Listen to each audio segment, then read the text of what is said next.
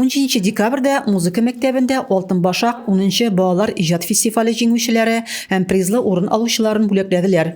Ул быел онлайн оештырылып, ТАССРның 100 еллыгы шигаре астында барды. Анда район авылларыннан 25 укучы катнашты. В этом году у нас 10-й юбилейный конкурс.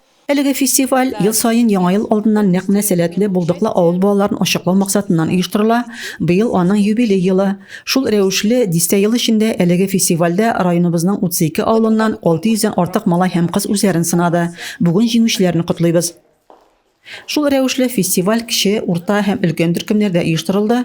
Дәрәҗәле жюри составы алар чыгышларын тиешенчә бәяләде.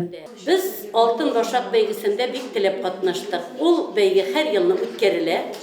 Ol indi balalarga mümkünlük bire, bir-birisi bilen oralaşırga, bir-birisi bilen tağı da köbrek bilim toplap, ikinci yılga tağı da şuşu beygide jimuler yollarga nindidir bir stimul bire. 3 nominatsiyada katnaştık biz. Kişkiler gruppası, urtançılar gruppası hem zorlar gruppasında.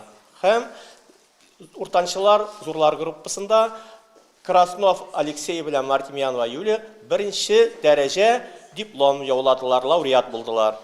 Indi kişiler gruppasında bizim Martimyanov Vadim 3. derece diplom bilen bulaklandı, laureat buldu. Big shot biz buna. Rahmet bu konkursni uyushtiruvchi şuşu binanın hujalarına. Бәйге җиңүчеләре һәм призлы урын алучыларга дипломнар, яңа ел күчтәнәчләре бирелде. Рәзимә Кашапова, Юлия Казамарова, Зәй хәбәрләре.